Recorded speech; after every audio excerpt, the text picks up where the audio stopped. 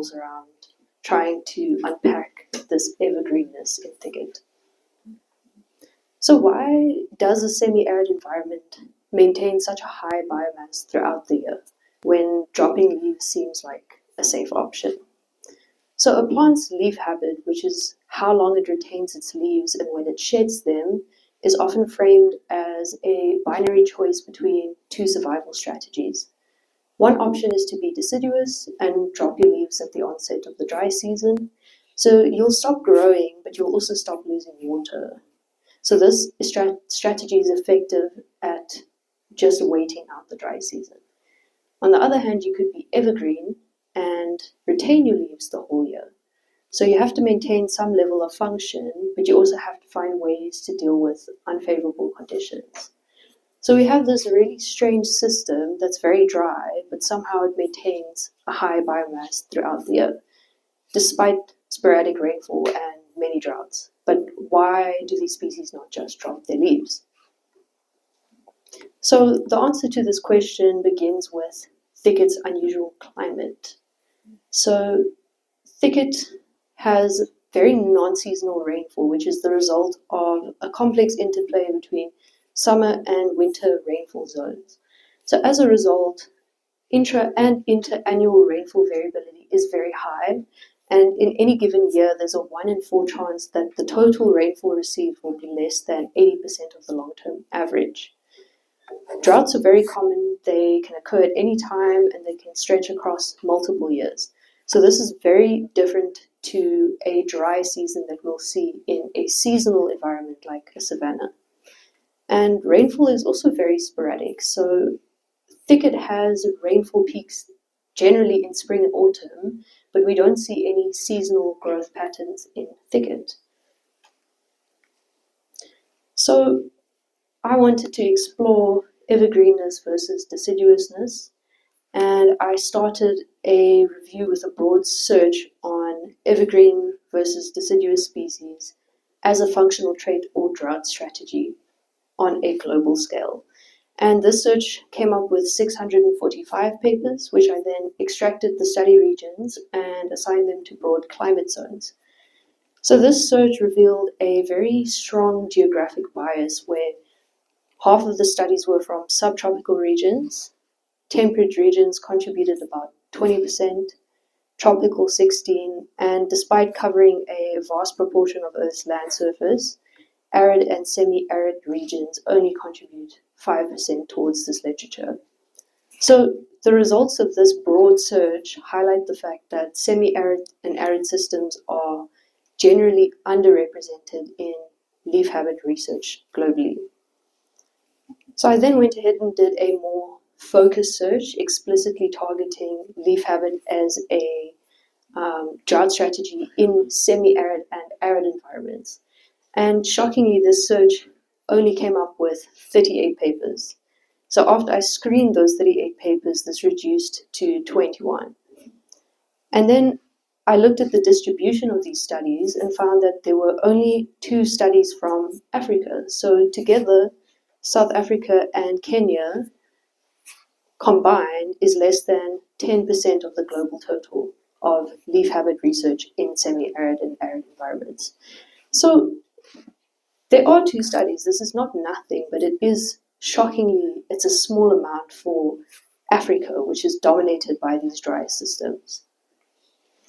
So the literature review didn't directly answer the question of what exactly is actually happening in thicket in regards to why is it evergreen, but it's dry.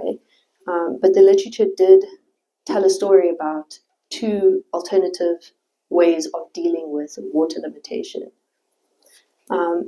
So all of these 21 studies were from climates with very seasonal climates. So that means predictable, well-defined wet and dry seasons. So not a single one of these studies that came from the review represented a non-seasonal rainfall regime like we have in thicket. So our global knowledge on evergreens versus deciduous species in these kind of environments is essentially restricted to only seasonal systems. We don't really have any studies that are looking at non-seasonal systems like thicket. So as I said, the literature did reveal two different ways of dealing with drought, the evergreens versus the deciduous species. And these two strategies are not just a collection of individual traits, but these traits are working together as part of a trait syndrome. So leaf stem and hydraulic traits are all linked together as part of drought strategies. And these strategies fall on opposite ends of a fast, slow resource use continuum. So evergreen species are drought tolerators. So this means that generally they produce thick, tough, and well-defended leaves. They have stomata that close later, so they tolerate low water potentials. And this basically just means that they are well equipped to tolerate water stress. They also have narrow vessels that prioritize efficiency, safety over efficiency. And then we have deciduous species, which are drought avoiders. So they, in general, produce cheap, thin, and nutrient-rich leaves. They have wide vessels that prioritize efficient water transport, and their stomata close early, so they are not very well equipped to tolerate water stress. This is why they drop their leaves. They don't tolerate any water stress, they just avoid it when the dry season comes. So these two contrasting strategies fall on opposite ends of this continuum. But what did the literature actually say about which strategy would be better in a semi-arid or arid environment? Unfortunately, there was no clear answer because all of these studies together, there was no consistent association between whether something is evergreen or deciduousness in relation to how arid the climate is. Some studies found no association. Others found that as environments get warmer and drier, we see an increase in deciduous species. But this is the opposite to what's happening in thicket. And then other studies reported that evergreens and deciduous species, they coexist. So this would suggest that there is no superior strategy. So what I took away from this is that aridity alone is a weak predictor of which leaf habit would dominate. And this depends on the specific environmental context as well as how these plant traits interact with local conditions. But I argue that there is a superior strategy in certain scenarios because otherwise we would see deciduous species in thicket, which we don't. So this brings us to my core argument, which is I speculate that aridity alone does not select for whether a species is deciduous or evergreen or which strategy is more successful in thicket, but it is rainfall seasonality. And to unpack this speculation, let's look at a seasonal climate. So this is a graph showing the mean rainfall and temperature for a highly seasonal climate. So this data is from a savanna in Mongoose, Zambia, and this environment is dominated by deciduous species. And we can see that rainfall is confined mainly to the wet season, and then there's a well-defined dry season in between where these plants are receiving little to no rainfall. And this is an example of what a savanna would look like during the wet season. So you can see everything is very green, there's high biomass, and then during the dry season. So there's very strong seasonal contrast between the wet and the dry season in a seasonal environment like a savanna. Then we look at a non-seasonal climate. So this is data from thicket. And once again, we have mean rainfall and temperature, maximum and minimum temperatures. And this figure might give the impression that rainfall is falling year-round. But these long-term averages are actually obscuring the true rainfall variability because, as I said, rain can fall at any time of the year and droughts can also come in any time of the year. So this type of environment, as we know, thicket is dominated by evergreens. So this is in direct contrast with what we saw for the savanna. And just to illustrate the point, here we have what thicket would look like in summer versus in winter. It's exactly the same. So there's no strong seasonal contrast, which means that there's no strong seasonal growing patterns. They are just green all year round. So to try and explain why I think this is happening, I've put together some hypothetical scenarios of how a deciduous species would cope with a seasonal system like a savanna versus a non-seasonal system like thicket. So these figures are basically just showing rainfall events over the course of the year. So in a seasonal system like a savanna, most of the rainfall is confined to a wet season. And then you'll have the onset of the dry season, which will trigger leaf shedding. And this deciduous species will then drop its leaves and effectively avoid the dry season.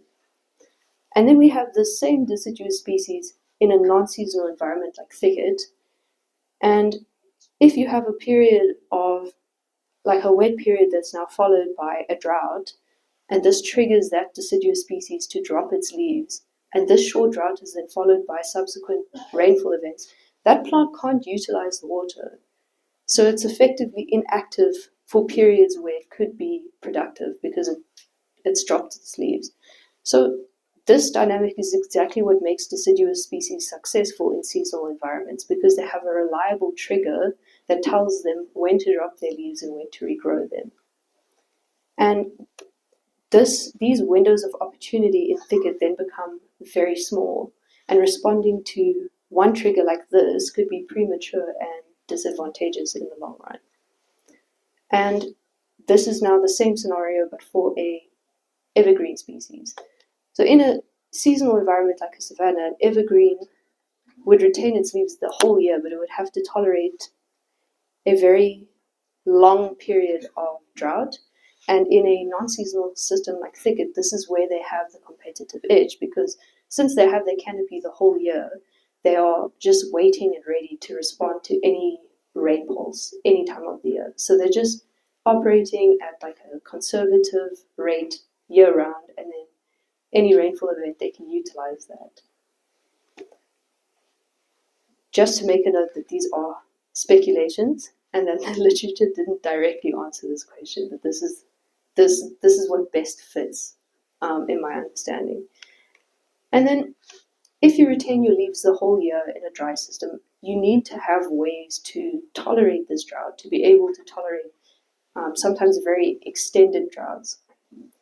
So throughout this review, I encountered a wide variety of drought tolerance mechanisms in evergreen species, many of which were species specific. Just for some examples, like thick cuticles that reduce water loss, adjusting pigments, or even drought deciduousness in some cases. So we don't really have a extensive understanding as to how thicket species specifically are able to tolerate drought, but we do know from Skelton's 2025 paper that 6 thicket species, these ones over there, are able to tolerate extremely low water potentials. And this is due to their xylem, which is resistant to embolism. And that trait aligns with the slow resource acquisition strategy that we described in general for evergreen species. So Skelton also suggested in this paper that resistant xylem might be a prerequisite for the success of these species in thicket's non-seasonal climate. But I do have to add some nuance into this discussion. So this far, I've been making very generalized statements, but this talk is only about C3 woody plants and trees. And thicket has a massive succulent component. There are many range-restricted and endemic species of succulents in thicket, and they have fundamentally different drought tolerance mechanisms to any of the evergreen trees. So stuff like water storage in tissues or CAM photosynthesis, this is fundamentally different to what we've discussed in this talk. So this is only one piece of the evergreen thicket puzzle. And this fast-slow resource use continuum is also a spectrum. It's not a binary, as in you are either this or you are that. So some of the thicket drought tolerators, like in Skelton's paper, they can exhibit what we would consider to be avoidant behaviors. So Cerciolongispina becomes drought deciduous under extended periods of drought. So avoidance can also be a component of tolerance. It's not directly opposite. So yeah, my final thoughts on this is that we've discussed now that deciduous and evergreen species have very different strategies. These strategies are linked to plant traits which are working together.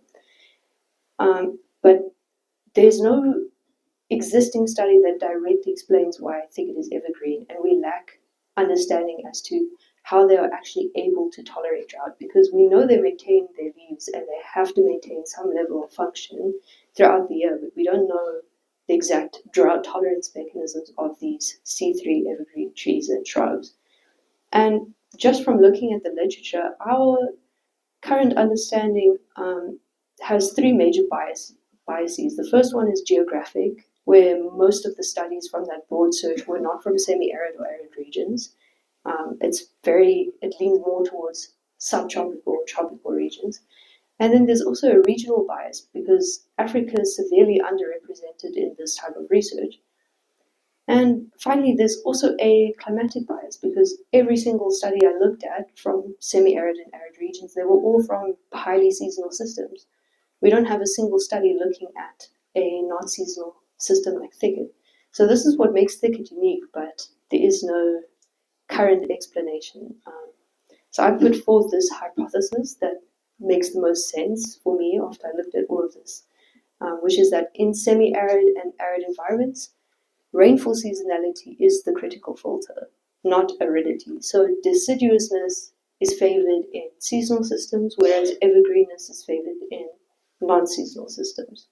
And this hypothesis would be testable, and you can expand on this, and that would be a valuable direction for future research. So just to wrap up, in Albany Thicket, dropping leaves with unpredictable sporadic rainfall, common droughts, this strategy becomes very risky. So evergreens are favored because they are just always ready. So this always ready and patient strategy will beat the risky sprinter. Yeah, that's it.